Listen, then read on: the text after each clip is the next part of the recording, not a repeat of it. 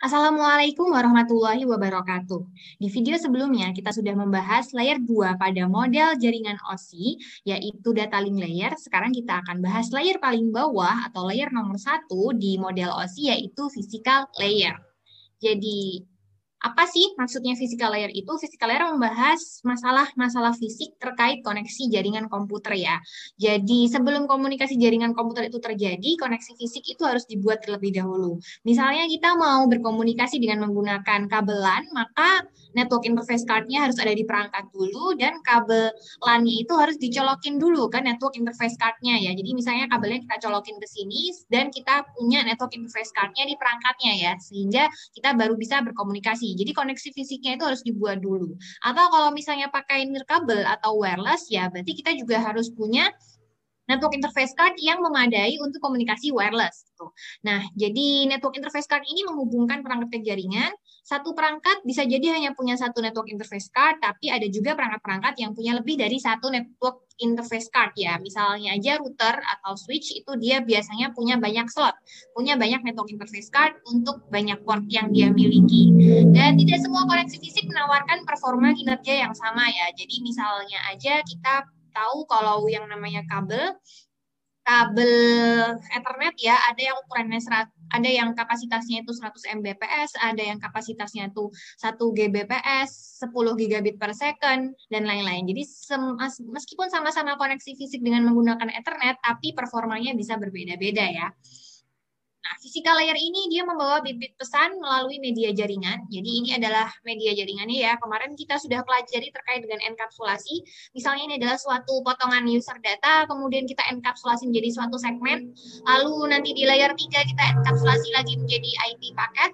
Lalu di layer 2 kita enkapsulasi menjadi Ethernet frame ya. Di sini ditambah header dan juga trailer. Lalu setelah itu hasil Ethernet frame ini akan dikodekan bit-bit pesannya melalui jaringan yang ada di sini ya, komunikasi melalui perangkat media fisik yang ada di jaringan. Jadi physical layer ini menerima frame lengkapnya dari lapisan data link dan dikodekan sesuai dengan medianya, dan juga nanti sampai tujuan bit-bit pesannya itu akan dibuat atau dibentuk dalam bentuk frame dan memutuskan hal yang dilakukan atas frame tersebut. Misalnya kalau ternyata dia tidak memenuhi kaidah frame ideal ya, karena ada ukuran minimal nih, ukuran frame minimal itu berapa, ukuran maksimalnya berapa. Kalau tidak memenuhi ukuran frame minimal, maka dia akan dianggap sebagai frame yang bermasalah, sehingga dia tidak akan diproses ke data link layer dan akan langsung di-discard. Itu contohnya terkait dengan memutuskan hal yang dilakukan atas frame tersebut. Ini adalah standar dari physical layer. Kita kemarin sudah belajar dari layer application sampai data link ya. Jadi dari application sampai dengan di tengah-tengah data link ini, yaitu di layer sub-layer logical link control, itu standarnya biasanya dia diimplementasikan oleh IETF atau Internet Engineering Task Force, suatu lembaga yang organisasi yang mengelola terkait standar software berkait dengan TCP IP standar ini ya. Kemudian kalau di physical layer dan juga sebagian dari data link layer kalau yang logical link control juga sebenarnya ada protokol IEEE-nya sih. Jadi ada beberapa organisasi nih yang mengelola, misalnya ada dari ISO, EIA atau TIA, ITUT, ANSI, dan juga yang paling banyak ini adalah standar IEEE ya. Misalnya kalau kita kenal standar wireless 802.11 itu adalah standar IEEE, dan lain-lainnya. Jadi kalau yang kita bahas di sini nanti kebanyakan yang standarnya dari IEEE. Nah, standar physical layer ini biasanya membahas 3 area fungsional. Yang pertama ada komponen fisik, kemudian adalah encodingnya atau pengkodeannya, dan juga signaling. Kalau komponen fisik ini adalah perangkat kerasnya, misalnya OPC, router, switch, dan lain-lain. Medianya mau wireless, fiber optik, atau kabel twisted pair, dan lain-lain. Dan konektor mentransmisikan sinyal yang merepresentasikan bit-bit pesan. Itu berkaitan dengan komponen fisik. Sedangkan kalau yang encoding ini pengkodean ya, dia mengubah aliran bit-bit tadi menjadi format yang dapat dikenali oleh perangkat berikutnya di jaringan. Misalnya aja kita di sini menggunakan pengkodean, ini ada voltage-nya ini ya. Kalau voltage-nya ini contohnya adalah metode encoding Manchester yang sebelah kanan ini, Manchester encoding. Kalau dia berubah dari voltage tinggi ke voltage rendah, maka dianggap sebagai representasi bit 0. Gitu. Kalau dia berubah dari voltage rendah ke voltage tinggi, maka dia akan dianggap representasi dari bit 1. Jadi kalau misalnya dia ada perubahan dari tinggi ke rendah, maka dia 0, kemudian nanti dia balik lagi tinggi ke rendah, nanti dia dianggap 0, dan seterusnya. Ini contoh untuk metode encoding yang Manchester. Ada banyak sekali cara pengkodean, contohnya ada 4B, 5B, 8B, 10B, dan lain-lain. Ini contoh, salah satu contohnya saja, yaitu Manchester encoding.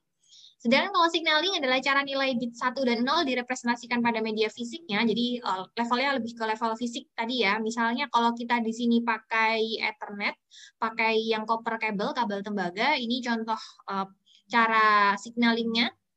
Di sini ada voltage-nya macam-macam ya. Ini bisa jadi satu aras ini ya, satu level ini bisa untuk merepresentasikan, contohnya aja 2 atau 4 bit mungkin ya, 4 bit. Jadi misalnya di sini contohnya ada 1101 mungkin, kemudian yang agak ke bawah sini adalah 1011, nanti balik sini adalah 1110 misalnya. Jadi masing-masing aras atau level ini untuk merepresentasikan beberapa bit ya, sehingga dia kita lihat di sini ada beberapa aras tinggi voltage-nya. Jadi diatur dari tinggi voltage dalam listrik kabel tembaga tersebut.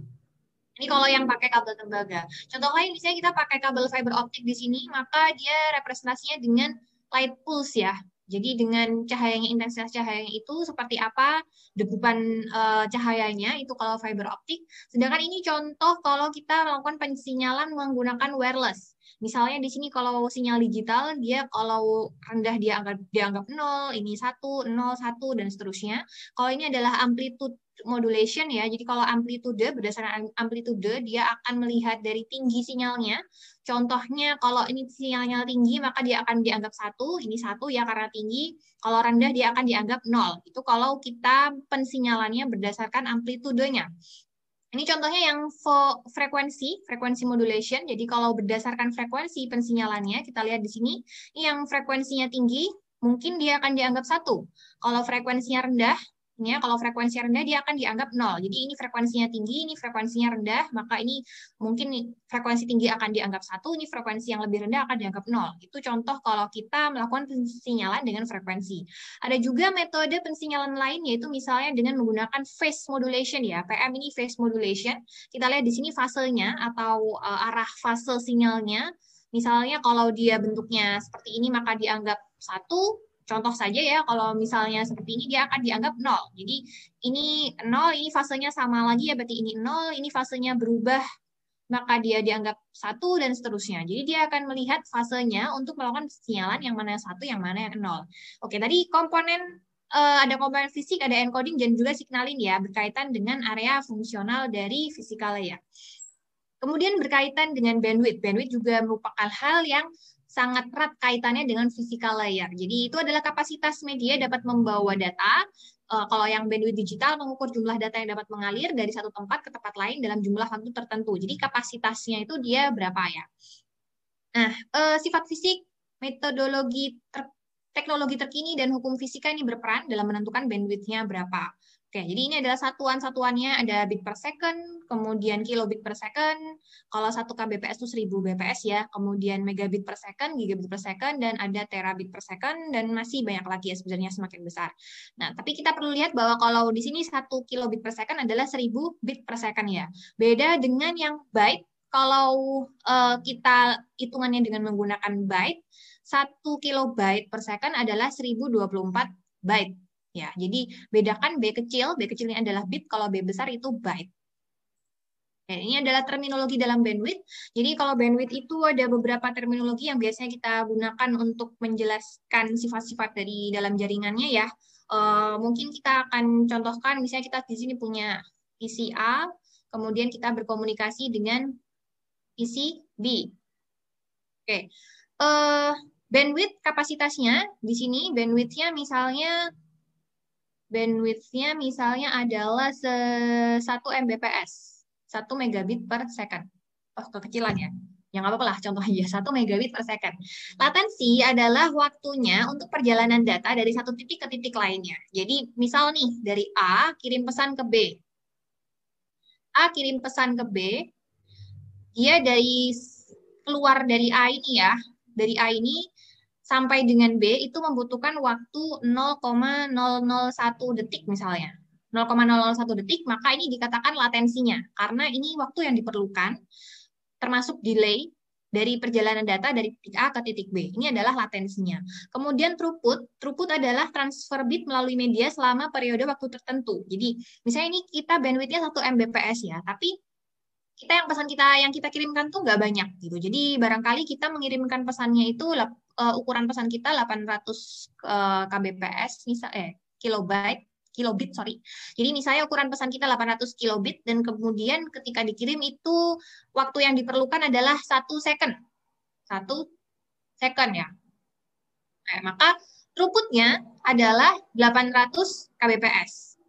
Jadi 800 kbps. Jadi meskipun bandwidth-nya itu 1 megabit per second, tapi karena kita cuma punya filenya 800 kilobit saja dan kebetulan waktunya itu contohnya ini 1 second saja yang diperlukan untuk mengirimkan dari A ke B, maka kita bisa hitung throughput-nya adalah 800 kilobit per second.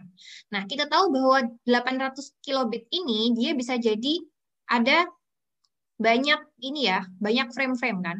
Karena pesannya itu dipotong-potong kan, melakukan segmentasi. Jadi misalnya aja di sini adalah potongan-potongan datanya, kemudian kita tahu bahwa di depannya itu biasanya ada header dan juga ada trailernya ya kan.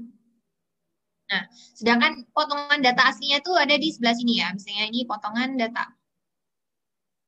Nah, good put itu adalah usable data yang ditransfer selama periode waktu tertentu. Jadi good put ini throughput dikurangi traffic overhead. Jadi ini adalah overhead-nya, biasanya dikatakan overhead. Oke, jadi overhead-nya, potongan datanya ini adalah data aslinya gitu kan. Nah, ini adalah good put-nya.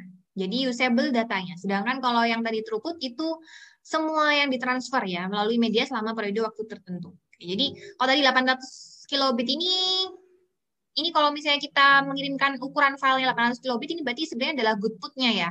Kalau tadi ditambah ada header dan lain-lain mungkin bisa jadi dia lebih dari 800 kilobit ya ukurannya jadinya ya kalau ditambahin header. Jadi 800 kbps ini kemungkinan besar adalah good put-nya. Sedangkan kalau throughput-nya dia adalah 800 kilobit ditambah dengan informasi header-header lain-lainnya ini dan kemudian selama periode dalam waktu per second biasanya ya.